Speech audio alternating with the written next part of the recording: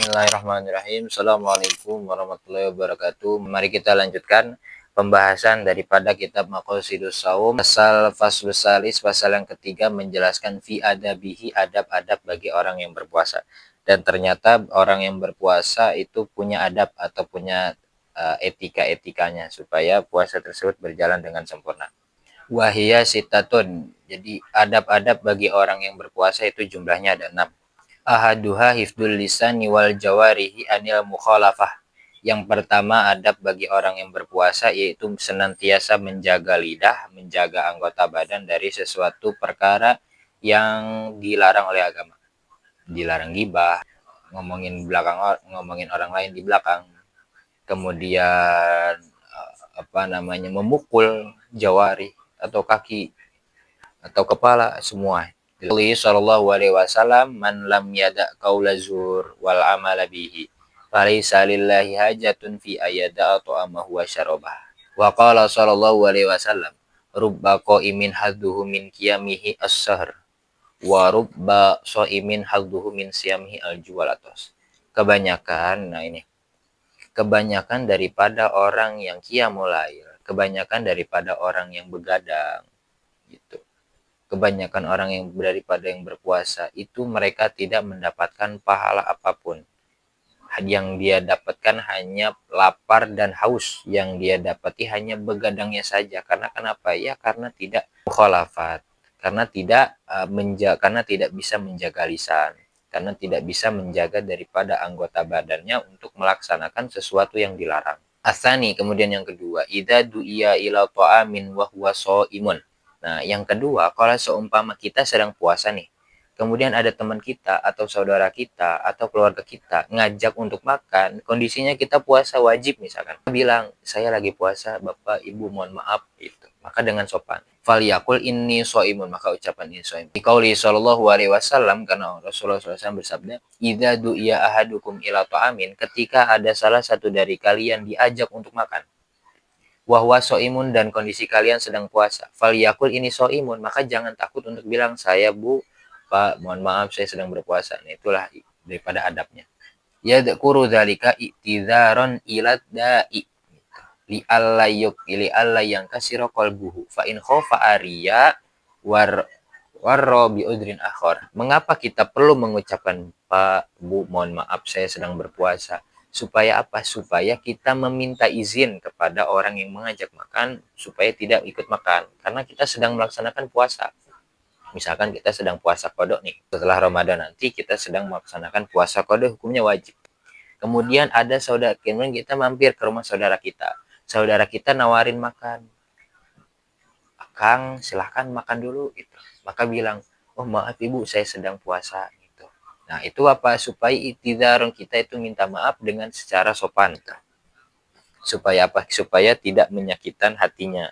Perlu kita bilang kalau kita sedang puasa. Takutnya, oh ini saya udah masak banyak-banyak, masa iya nggak mau makan? Tapi kalau bagaimana kalau seumpama takut ria, maka carilah alasan lain. Misalkan, Ibu mohon maaf, saya udah makan tadi.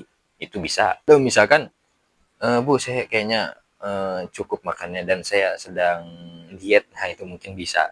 Yang kedua, yang ketiga, asalis ma yaquluhu ibda aftar, apa yang dibaca, apa yang didoakan, doanya ketika buka. Maka di sini ada beberapa riwayat. Wa huwa marwiya anhu alaihi wasallam annahu kana yaqulu idza aftara. Rasulullah SAW ketika berbuka doa apa? Dahabal dhama wa batalatil uruq wa thabatal ajru insyaallah. Rasulullah juga pernah baca doa, ya Allah, idza dahabal dhama wa batalatil uruq wa thabatal ajru insyaallah, itu bisa. Kemudian ada lagi riwayat lain, waruwiya aidan annahu kana yaqul Allahumma laka sumtu wa ala rizqika aftartu. Nah, itu yang biasa kita baca. Hadisin akhar, dan ada hadis yang lain, alhamdulillahilladzi a'anani fasumtu wa ruzaqani fa aftartu. Nah, jadi ada 3 riwayat di sini. Arabiu ma yuftaru alaihi wa huwa rutbun. Nah, yang nomor 4, apa sih adabnya ketika mau berbuka, makan apa dulu? Rutbun, yang pertama kurma basah terlebih dahulu. Au tamrun, ataupun kurma kering. Misalkan kurma basah nggak ada, ya udah kurma kering. Au maun, ataupun menggunakan air. Li'annahu ruwiya anu sallallahu alaihi wasallam yafturu qabla ayyusoliya ala rutobatin fa illam yakun fatamrotin. Rasulullah itu ketika berbuka, sebelum beliau melaksanakan sholat, beliau itu makan kurma basah terlebih dahulu. Kalau nggak ada kurma basah, ya udah kurma kering. Fa'ilam yakun hasaf hasawati min ma'in. Kalau misalkan nggak ada kurma basah, nggak ada kurma kering, ya yang adanya air, ya udah cukup air saja. Wa qala alaihi sallallahu wasallam, "Idza kana ahadukum sha'iman falyuftir alat tamri." Gitu. Ketika salah satu dari kalian sedang berpuasa, maka berbukalah dengan kurma. Fa illam yajid fa'alal ma'i. Kalau misalkan nggak ada kurma, maka cukup dengan meminum air. Fa innal ma'at tahurun, karena sungguhnya air itu suci. Jelas ini ya. Al-khamisu wasadisu ta'jilul fitri wa ta'khirus sahur. Nah, ini yang nomor 5 dan nomor 6, bahwasannya adabnya daripada berpuasa itu mempercepat berbuka dan mengakhirkan sahur. Jadi ketika buka itu dipercepat, dan kalau sahur itu diakhirkan. Berarti mepet subuh dan maghrib ketika sudah buka langsung itu buka. Qauli sallallahu alaihi wasallam, tasaharu fa inna fis sahuri barakatan. Sahur, kan Rasulullah SAW bersabda, sahurlah kalian semua karena sesungguhnya dalam sahur ini ada keberkahan. Wa qala alaihi salatu wasallam, la yazalun nasu bi khairin ma ajjalul fitra. Rasulullah SAW bersabda, manusia akan senantiasa diberikan kebaikan ketika dia bersegera untuk berbuka puasa. Qala alaihi salam, qala Allah azza wa jalla, ahabbu ibadi ilayya ajaluhum fitran. Hamba yang paling aku senangi yaitu ketika sedang puasa dia berbukanya disegerakan. Itu yang hamba yang paling aku senangi, kata Allah.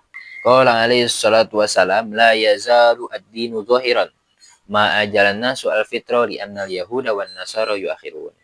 Agama itu senantiasa akan nampak zahir, nampak. Jadi selagi supaya membedakan kita dengan orang Yahudi, Muslim dengan orang Yahudi dan Nasrani, Nasrani dan Yahudi itu ketika berbuka dia selalu mengakhirkannya. Maka dari itu kita mempercepat supaya berbeda dengannya. Wa qala Amr bin Maimun, dan Umar Maimun berkata, kana ashaba Muhammadin sallallahu alaihi wasallam ajalan nasi iftaran wa abta'ahum sahuran.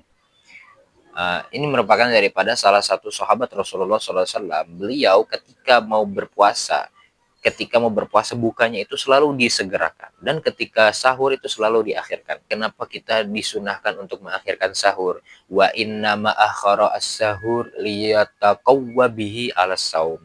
Dianjurkannya kita untuk mengakhirkan sahur supaya kita kuat untuk melaksanakan puasa.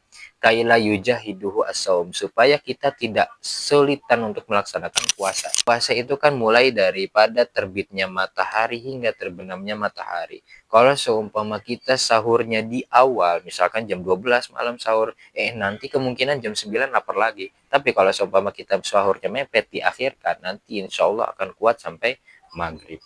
Fatuk idaum an kasratim minat ta'at. Wa qad kana baina sahuri Rasulillah sallallahu alaihi wasallam wa baina salatihi qadra khamsina ayah. Jarak antara sahurnya Rasulullah dan salat subuhnya itu kurang lebih kira-kira 50 ayat.